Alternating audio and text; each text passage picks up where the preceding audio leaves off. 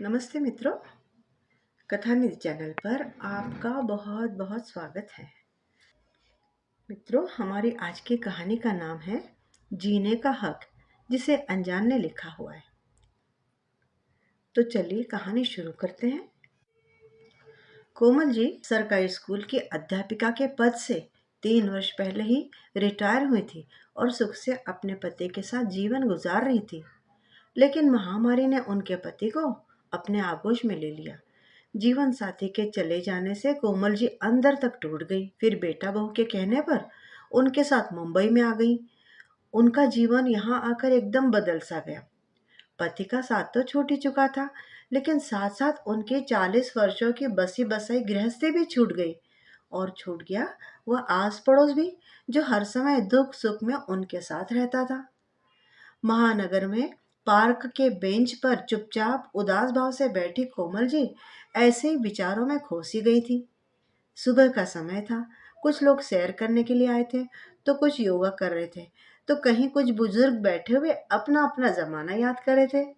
लेकिन कोमल जी तो अपनी ही दुनिया में विचर रही थी। तभी अचानक एक आवाज ने उनकी तंद्रा भंग की। मुस्कुराते रहिए, जिंदगी बहुत खूबसूरत है।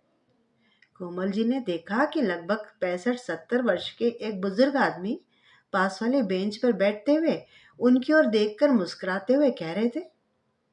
ना चाहते हुए भी कोमल जी बदले में मुस्कुराने लगी।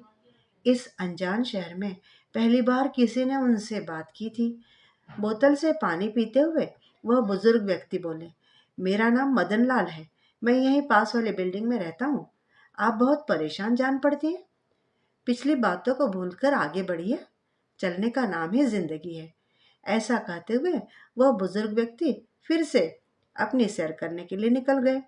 और कोमल जी उनके जाने के बाद मन ही मन बोली, जिनकी जिंदगी में दुख ही ना हो, उन्हें तो जिंदगी खूबसूरत ही लगेगी ना।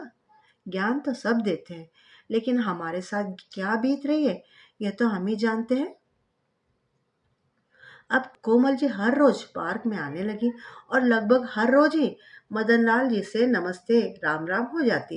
एक दिन मदन लाल जी ने पूछा कि क्या आप कहीं बाहर से आई हैं? तो कोमल जी बोली, जी दरअसल पहले हम लोग कानपुर में रहते थे। बेटा वो यहाँ नौकरी करते हैं ना। महामारी के कारण मेरे पोते के स्कूल बंद है, इसलिए उसकी देखभाल के लिए बेटा बहू मुझे यहाँ ले आए। पति के देहांत के बाद मैं कानपुर में बिल्कुल अकेली पड़ गई थी।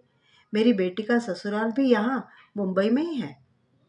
कभी कभार बेटी से भी मिलना हो जाएगा, यही सोचकर मैं यहाँ आ गई। तब मदन लाल जी बोले, मुंबई शहर में आपका स्वागत है। चलिए आपको दूसरे हम उम्र लोगों से भी मिलाता हूँ।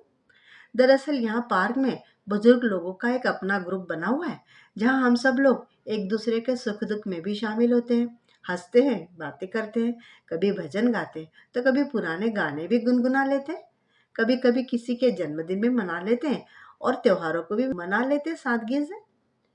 उनकी बात सुनकर कोमल जी को बड़ी खुशी हुई और उन्होंने ग्रुप में शामिल होने की इच्छा जताई। तो मदन लाल जी ने उन्हें ग्रुप के अन्य सदस्यों से मिलाया और उस ग्रुप में शामिल कर लिया। उस ग्रुप के अधिकतर लोग अपना जीवन साथी खो चुके थे। किसी को कोई बीमारी थी, तो किसी को कोई। लेकिन कोमल जी ये देखकर हैरान थी कि सभी लोग बड़े जिंदा दिल थे और ऊर्जा से भरपूर जीवन जी रहे थे। उन लोगों से मिलकर कोमल जी की उदासी कहीं दूर चली गई। हर रोज सुबह और शाम को वह सब लोगों के साथ अपना समय बिताने लगी। अक्सर कोमल जी अपनी बेटी को फोन करके पार्क में आने वाले बुजुर्गों के बारे में बातें किया करती थी। माँ के हम उम्र लोगों के साथ मेलजोल की बात सुनकर उनकी बेटी बड़ी प्रसन्न हो गई कि चलो अब माँ को अकेलापन नहीं खलेगा। माँ के हम उम्र लोग मिल गए उसे। एक दिन कोमल जी ने नोटिस किया कि पार्क में आने वाले सभी बुजुर्ग उनसे बड़े थे, परंतु सभी लोग चुस्त दुरुस्त थे और अपने आप को अप टू डेट रखते थे। जब घर आकर उन्होंने अपना चेहरा आईने में देखा, तो उन्हें लगा कि समय से पहले ही उन्होंने अपने आप को बूढ़ा बना लिया है। यह सोचकर वह बाजार से हेयर कलर खरीद कर लाई और अपने बालों को कलर कर लिया। फिर अलमारी खोली और पति की दी हुई सबसे खूबसूरत साड़ी पहन ली और आईने में देखकर मुस्कुराती हुई खुद से ही बोली, ये हुई ना बात। शाम के समय जैसे वह पार्क जाने के लिए बाहर निकलने लगी, उसी समय उनकी बहू की नजर उन पर पड़ी। देखकर बहू का मुंह खुला का खुला रह गया और बोली, यह सब क्या है माँ जी? उसने झट से अपने पति अमित को अभी आवाज लगाई, अमित इधर आइए, देखिए तो जरा, आखिर हो क्या गया है तुम्हारी माँ को? यह क्या सजने संवरने की उम्र है माँ जी? जैसे बेटे ने उनकी ओर देखा तो मुंह पर हाथ रखकर हंसने लगा। तभी बहू बोली, माँ जी यह सब बनने की आपकी उम्र नहीं है, और अब तो पापा भी नहीं रहे। बेटे बहू का व्यवहार देखकर कोमल जी का दिल टूट सा गया और वह चुपचाप जाकर अपने कमरे में बैठ गई। अब उनका पार्क जाने का मन ही नहीं हुआ। सोचने लगी कि अगर आज अच्छे से तैयार हो गई तो ऐसा भी कौन सा गुनाह कर दिया उन्होंने। आज तक मैंने तो कभी बहू को किसी बात के लिए नहीं टोका। अपनी मर्जी से पहनती है, खाती है, बाहर आती जाती है। पर मैं तो हमेशा यही सोचती थी कि वक्त बदल चुका है, बड़े शहरों में लोग मॉडर्न है।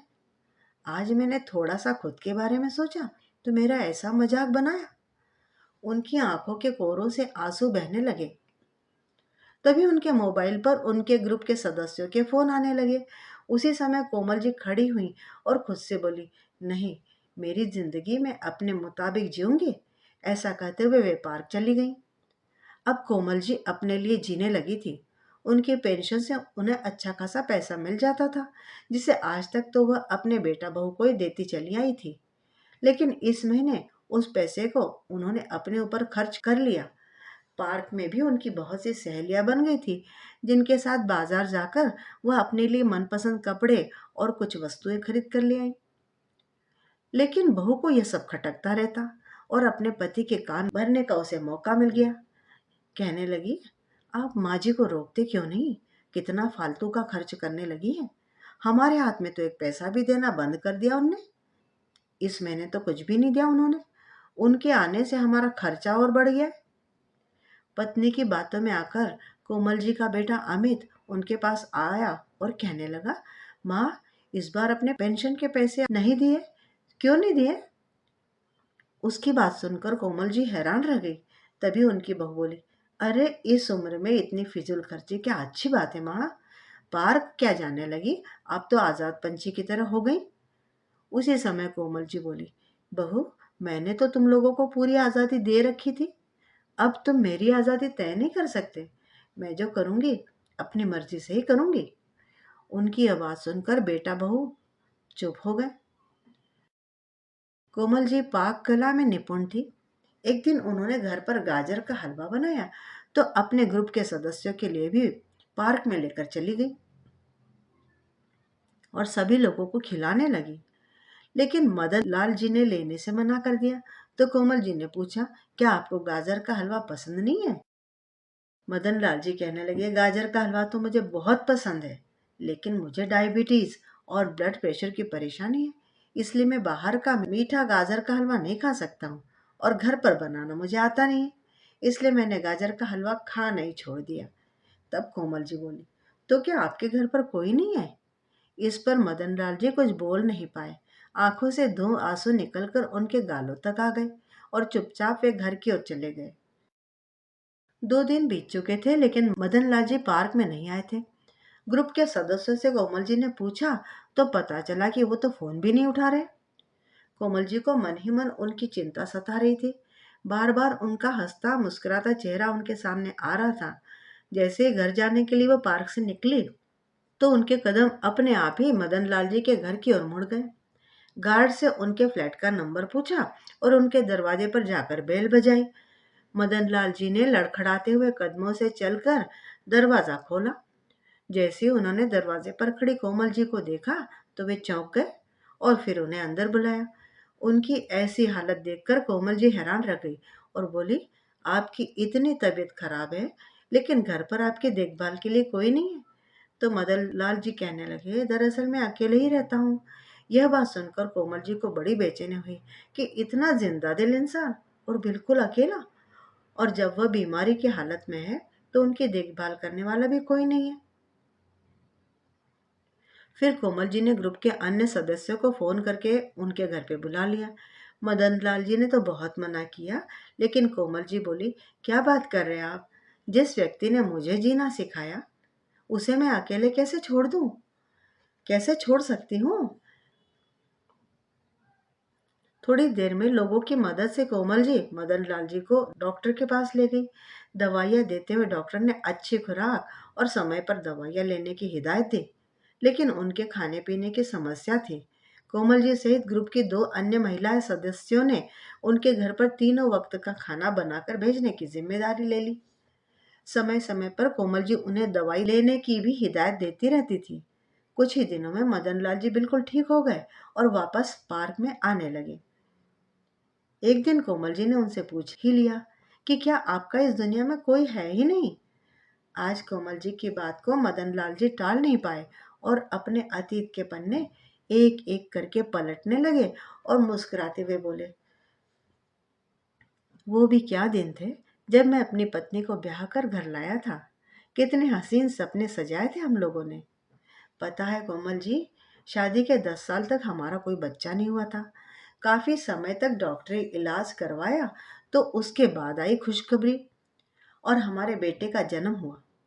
अपने छोटे से परिवार में हम लोग बड़े खुश थे, लेकिन वह खुशियां शायद भगवान को मंजूर ना थी। अभी बेटा 5 साल का ही हुआ था कि एक दिन पता चला कि मेरी पत्नी को कैंसर हो गया है, और जब पता चला तब तक बहुत देर हो चुकी थी। मेरी जीवन संगिनी इस दुनिया को छोड़कर विदा हो गई, हमेशा हमेशा के लिए। बोलते बोलते मदनलाल जी का गला रूंधने लगा था। रिश्तेदारों ने मुझे दूसरी शादी करने की सलाह तो दी, लेकिन मैं अपने इकलौते बेटे को सौतेली माँ के हवाले नहीं करना चाहता था। माँ और बाप दोनों का प्यार मैंने अकेले ही उसे दिया, लेकिन किसी चीज की कमी नहीं आने दी उसके लिए। लेकिन देखिए बेटे ने क्या किया। 1 महीने के लिए अमेरिका घूमने जा रहे हैं, ये कहकर बेटा बहू निकले थे। बाद में पता चला कि जिस मकान में हम लोग रहते थे, बेटे ने वह मकान अमेरिका जाने के पहले ही बेच दिया था और खरीदारों को बोलकर गया था कि 2 महीने बाद मकान खाली करवा लेना। उसके बाद बेटा बहू फिर कभी लौट कर नहीं आए। मदन लाल जी की आंखों की कोरे भीग रही थी, उनका गला रोंदे जा रहा था। वे रूंधे गले से कहने लगे, अगर मेरे पास रिटायरमेंट का पैसा एफडी में ना रखा होता ना, तो मैं सड़क पर आ गया होता। उसी पैसे से मैंने ये 2 कमरों का मकान खरीदा और यहाँ रहने लगा। कहते कहते मदन लाल जी की आंखों से आंसुओं का झरना बह निकला। कोमल जी ने उन्हें हौसला दिया और कहा, अरे आप ही तो मुझे कहते हैं कि हर पल मुस्कुराते रहना चाहिए, और अब आप ही ये बात भूल गए। उन दोनों को एक दूसरे में एक ऐसा दोस्त दिखाई देता था जिसके साथ वे दोनों अपना सुख दुख बांट सकते थे। कुछ दिन गुजरने के बाद जब एक दिन कोमल जी पार्क गई तो देखकर हैरान रह गई कि ग्रुप के सभी लोगों ने एक बड़ा सा केक मंगवाया हुआ था। जैसे ही कोमल जी वहां तक पहुंची तो सब लोग जोर से चिल्लाए, जन्मदिन मुबारक हो कोमल जी। कोमल जी को खुद भी याद नहीं था कि आज उनका जन्मदिन है। सभी लोगों का इतना प्यार देखकर उनकी आंखों से खुशी के आंसू छलक उठे। केक काटकर सभी ने मोबाइल में तस्वीरें ली। सब लोगों ने मिलकर एक बहुत ही खूबसूरत सी साड़ी कोमल जी को तोहफे में भी दी।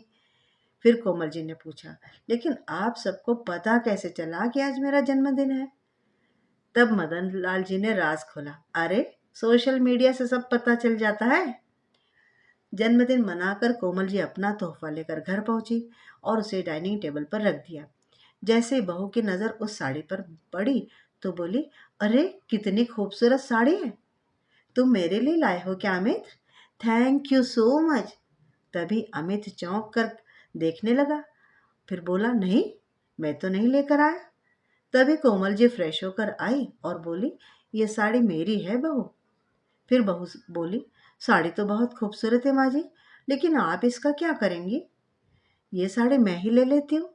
ऐसा कहते हुए जैसे ही साड़ी उठाने के लिए उसने हाथ आगे बढ़ाया तो कोमल जी ने वह साड़ी उठाते हुए कहा, नहीं बहू, यह साड़ी मेरे लिए बहुत अनमोल है। बहू तब अपनी सास का मुंह देखते रह गई। तब कोमल जी कहने लगी, दरअसल आज मेरा जन्मदिन है ना, इसलिए पार्क में ग्रुप के सभी लोगों ने मुझे तोहफे के तौर पर दी है। यह बात सुनकर बेटा बहू दोनों हैरान रह गए। बोले, आपका जन्मदिन था आज?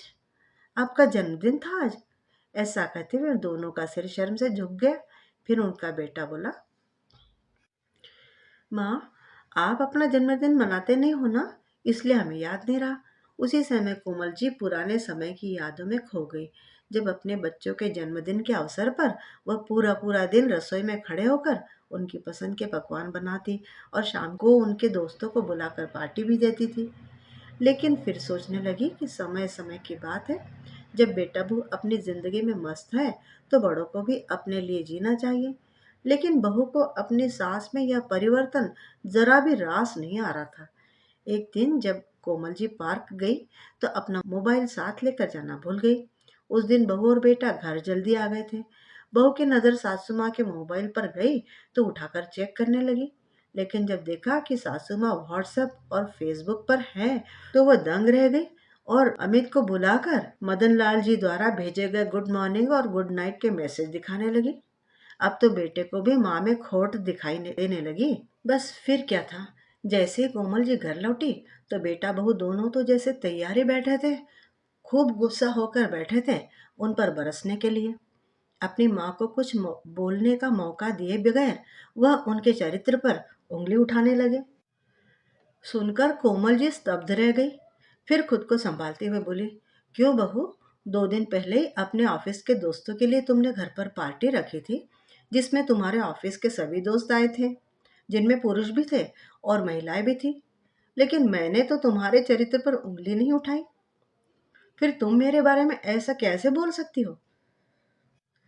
कोमल जी के मुंह से 2 टूक जवाब सुनकर उनकी बहू के पास शब्द ही नहीं बचे और पैर पटकती हुई वो अपने कमरे में चली गई, मुंह फुला के। अगले दिन बेटा बहू के ऑफिस जाने के बाद जैसे ही कोमल जी पोते के लिए खाना बनाने के लिए रसोई घर में गई तो फर्श पर पानी गिरा होने की वजह से उनका पैर फिसल गया और वह धम्म से जमीन पर गिर गई।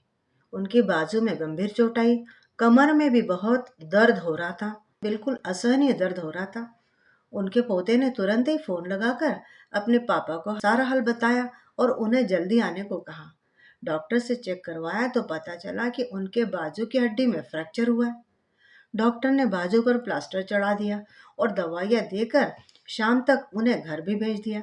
लेकिन अब उनका पार्क जाना छूट गया, जिसकी वजह से उन्हें बड़ा सूना सा लगता।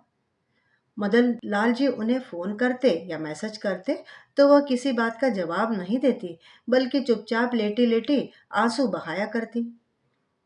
काम वाली बाई खाना पकाकर रख जाती थी और बेटा बहू रोजाना अपने काम पर चले जाते थे। दोनों में से किसी ने भी एक दिन की भी छुट्टी लेना जरूरी नहीं समझा था। कोमल जी को उठने बैठने में भी बड़ा कष्ट होता था, लेकिन किसी को क्या फर्क पड़ता था। एक दिन ग्रुप के सारे बुजुर्ग सदस्य उनके घर पर आ गए। किसी के हाथ में फूल थे तो किसी के हाथ में गेट वेल सून के कार्ड थे। कोई समोसे लेकर आया था तो कोई जलेबियां। उन्हें देखकर बिस्तर पर पड़ी हुई कोमल जी को ऐसा लगा कि जैसे उन्हें बहुत दिनों से बिछड़े हुए उनके कोई अपने मिल गए हो। उनके चेहरे पर मुस्कुराहट आ गई। हंसी मजाक करते हुए सबने स्वादिष्ट व्यंजनों का आनंद उठाया। हंसते बतियाते 1 घंटा बीत गया। अब कोमल जी को चिंता होने लगी थी, क्योंकि उनके बेटे और बहू के आने का वक्त हो रहा था। अंदर ही अंदर उन्हें डर लग रहा था कि बहू क्या सोचेगी, क्या बोलेगी। उसी समय दरवाजे की घंटी बजी और बेटा और बहू अंदर आ गए। अंदर का दृश्य देखकर हैरान रह गए। सब लोगों के जाने के बाद उनकी बहू बोली, ये मेरा घर है या धर्मशाला, जिसे देखो मुंह उठाए चले आता है। और माँ जी आप हमारे सामने तो बड़ा दर्द का नाटक करती है और हमारी पीठ के पीछे अपने दोस्तों को बुलाकर घर में पार्टी करती है। अरे कुछ तो शर्म कीजिए, आपकी इन हरकतों का हमारे बच्चे पर क्या असर पड़ेगा? बहू की यह बात सुनकर कोमल जी चुपचाप वैसी की वैसी लेटी रही। उनकी आंखें भीगी रही। आज उन्हें अपने पति की याद सता रही थी। सोचने लगी कि उनके रहते मजाल थी कि कोई भी मुझ पर उंगली उठा सकता था, और आज अपमान के ऐसे कड़वे घूंट पीने पर मैं मजबूर हो गई हूँ। दिन बीतने लगे और करीब 1.5 माह बाद कोमल जी का प्लास्टर उतार दिया गया। अब वह फिर से पार्क में जाने लगी तो धीरे धीरे उनकी मुस्कुराहट भी वापस आने लगी। लेकिन बहू के ताने थे, शिकवे थे, जो बंद होने का नाम ही नहीं ले रहे थे। और बेटा, वो तो सब कुछ सुनकर भी अनसुना कर देता था और इस तरह से बहू जो कह रही थी उस पे अपनी मूक सहमति जता रहा था। घर के माहौल से परेशान होकर एक दिन कोमल जी ने ठान ही लिया, बस अब और नहीं। जीवन की सांझ तो हो ही चुकी है और न जाने कब इस जीवन का अंत भी हो जाए। तो इससे पहले मैं स्वयं के लिए जीना चाहती हूँ। जो मुझे अच्छा लगेगा मैं वह करना चाहती हूँ। बेटे बहू का मोह तो बहुत है, लेकिन अब इस मोह को छोड़ना होगा।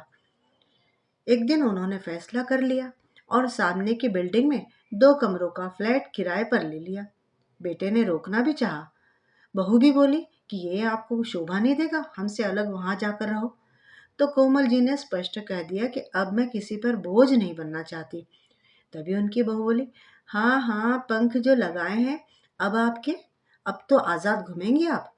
बदले में कोमल जी गुस्सा करने की बजाय मुस्कुरा दी और फिर बोली, बिल्कुल, अब मैं अपने अधूरे सपने पूरे करूंगी। उन्होंने अपना सामान पैक कर लिया और अपने फ्लैट में रहने के लिए चली गई। उनकी इतनी पेंशन तो आती ही थी कि काम वाली बाई लगा सके और अपना खर्चा आसानी से निकाल पाए। अब कोमल जी अपनी जिंदगी सुकून से जी रही थी। उनका बेटा और पोता कभी कभार उनसे मिलने आ जाते थे, लेकिन बहू से इतना कष्ट भी न किया गया। अक्सर मदन लाल जी शाम की चाय उनके घर पर ही पीते थे। अक्सर पार्क के अन्य बुजुर्ग व्यक्ति भी उनके घर आते जाते रहते थे। अब कोमल जी स्वयं को आजाद महसूस करती थी। अपने अलग रहने की बात कमल जी ने अपनी बेटी को भी बता दी थी। सुनकर उसे पहले तो बड़ा दुख हुआ कि माँ को इस उम्र में अकेले रहना पड़ रहा है, लेकिन एक सुकून भी था कि अब उसकी माँ अपनी मर्जी से अपने जिंदगी जी पाएंगी।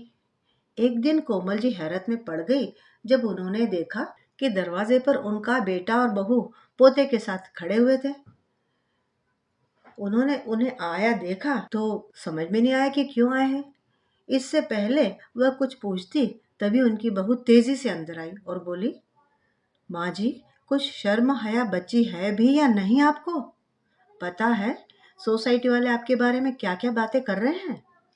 आखिर आपके और मदन लाल जी के बीच में चल क्या रहा है?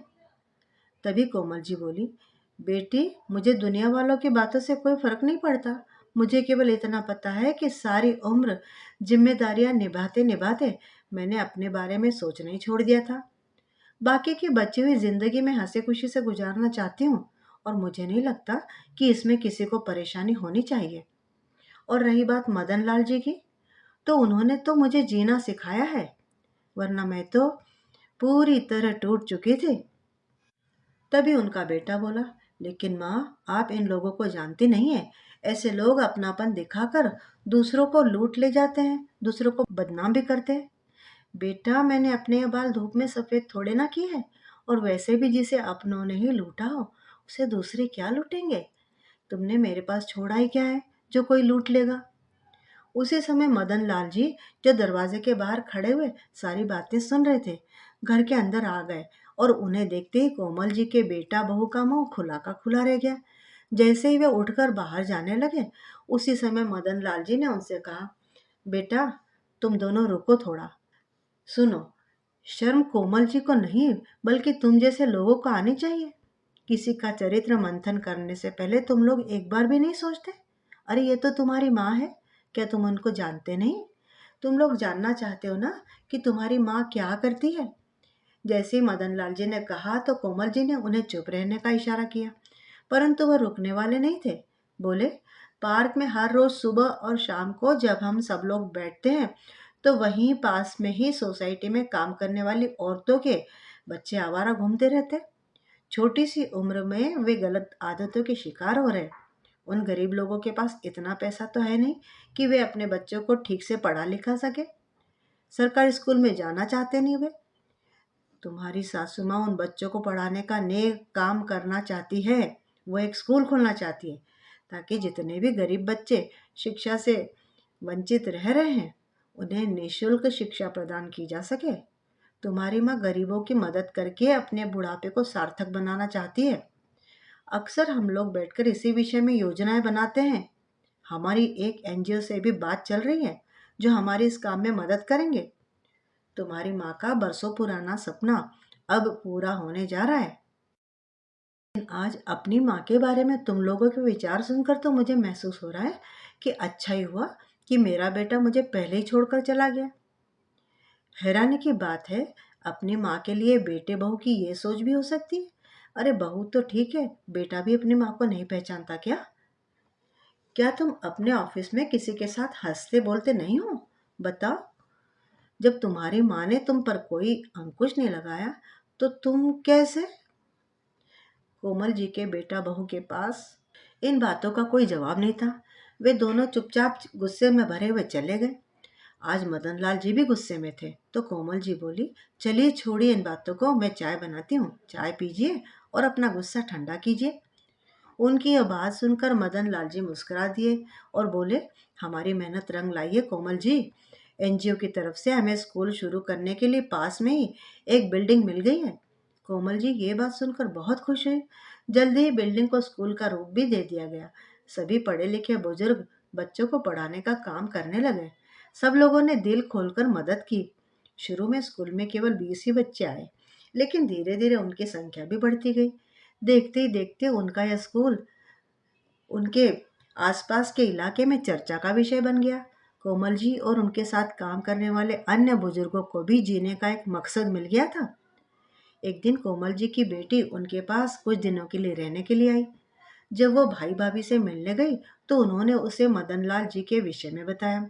ये भी कहा कि वह माँ को समझाए, लेकिन बेटी को अपनी माँ में तो कोई बुराई नजर नहीं आ रही थी, बल्कि उसने देखा कि उसकी माँ के चेहरे पर तो फिर से मुस्कुराहट आ गई है। अपनी वृद्धावस्था को भी वो बड़ी खुशी से जी रही है और मदन लाल जी उसकी अच्छे से उसका पूरा सहयोग करते हैं। उन दोनों की दोस्ती स्वार्थ से परे थी और इस दुनिया की समझ से भी। अकेले बैठे हुए ये सब सोचते सोचते कोमल जी की बेटी की नज़र पास रखे अखबार पर गई तो उसमें छपी एक खबर ने उसका ध्यान अपनी ओर खींचा। जब बुढ़ापे में बच्चे ही साथ छोड़ दे तो अकेली माँ या अकेला पिता कहाँ जाए? वृद्धावस्था में अकेलेपन को मात देने के लिए 65 वर्ष के बुजुर्ग ने 63 वर्ष की महिला के साथ विवाह किया। अपनी गृहस्थी फिर से बसाकर वे दोनों बड़े खुश हैं।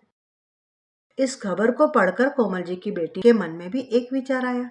जब मदन लाल जी कोमल जी के घर आए तो उसने अपनी माँ और मदन लाल जी के सामने दोनों की शादी का प्रस्ताव रखा और कहा कि आप दोनों के इस रिश्ते को यह दुनिया नहीं समझ पाई तो क्यों ना आपके इस रिश्ते को एक नाम ही दे दिया जाए। क्या आप दोनों एक दूसरे का जीवन साथी बनना पसंद करेंगे? तभी कोमल जी बोली, ये क्या बोल रही है तू? इस उम्र में क्यों हम पर दाग लगाना चाहती है? यह दुनिया क्या कहेगी? लेकिन उसकी बात सुनकर मदन लाल जी थोड़ी देर चुप बैठे रहे। दिमाग में उनके बहुत कुछ चलता रहा। कोमल जी के गुस्से को देखकर उन्होंने कुछ न कहना ही सही समझा और अपने घर चले गए। फिर कोमल जी की बेटी ने उन्हें समझाया, माँ, अगर जीवन की राह में कोई अच्छा साथी मिल जाता है तो साथ चलने में क्या नुकसान है, बताओ। कोमल जी सोचते सोचते अपने पति की तस्वीर के सामने बैठ गई। उनका मन बड़ा बेचैन हो रहा था। सोचने लगी कि मैं अपने पति को धोखा दे रही हूँ क्या? नहीं नहीं, मैं अपने पति को धोखा नहीं दे सकती। लेकिन फिर अगले ही पल एक विचार आया कि मेरे पति भी तो यही चाहते थे कि मेरे होठों पर हमेशा मुस्कुराहट रहे, मेरी आंखों में चैन रहे। मेरी आंखों में आंसू देखकर तो उन्हें भी चैन न मिलता होगा।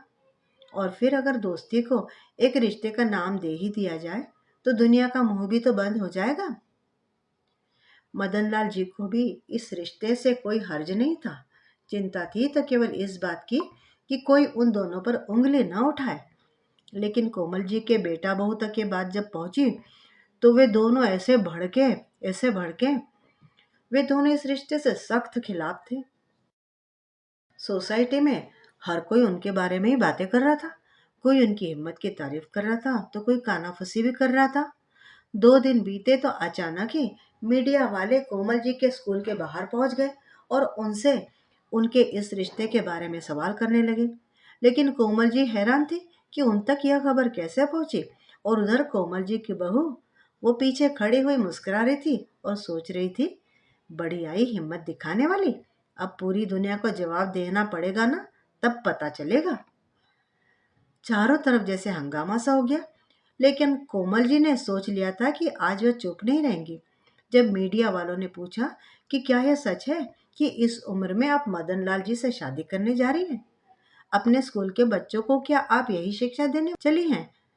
कोमल जी ने खुद को मजबूत बनाते हुए एक गहरी सांस ली और बोली, हाँ, ये बिल्कुल सच है कि हम दोनों शादी करने वाले हैं। पर इसके लिए मजबूर करने वाला कौन है? यही समाज तो है, आप ही लोग हैं। हमारी शादी करने का मकसद केवल अपना अकेलापन बांटना है। वो अकेलापन जो आज के समाज ने हमें दिया है, तुम सब लोगों ने दिया है। अरे हम लोग तो वृक्ष के सूखे हुए पत्ते हैं जो कब झड़ जाएंगे नहीं मालूम। लेकिन जब तक वृक्ष से जुड़े हैं तब तक खाद और पानी की आवश्यकता तो हमें भी है। किसी से हंसना बोलना हमें भी अच्छा लगता है। अगर हम एक दूसरे का सुख दुख बांट लेते हैं, हंस बोल लेते हैं, तो यह भी तो समाज को रास नहीं आता है। तभी मदन लाल जी भी आ गए और कोमल जी का हाथ थामते हुए बोले, शादी करने का फैसला भी हमने इसीलिए लिया है ताकि समाज के सामने हमारे रिश्ते पर एक मुहर लग जाए और किसी को हमारा हंसना और बोलना अखरे नहीं। अब भी यदि किसी के मन में कोई सवाल है तो बोलो। तभी भीड़ में से तालियों की आवाजें आने लगी। ये तालियां कोमल जी और मदन लाल जी के बुजुर्ग साथी लोग बजा रहे थे। देखते ही देखते पूरा स्कूल तालियों से गूंज उठा। सब उनके साहस की सराहना कर रहे थे।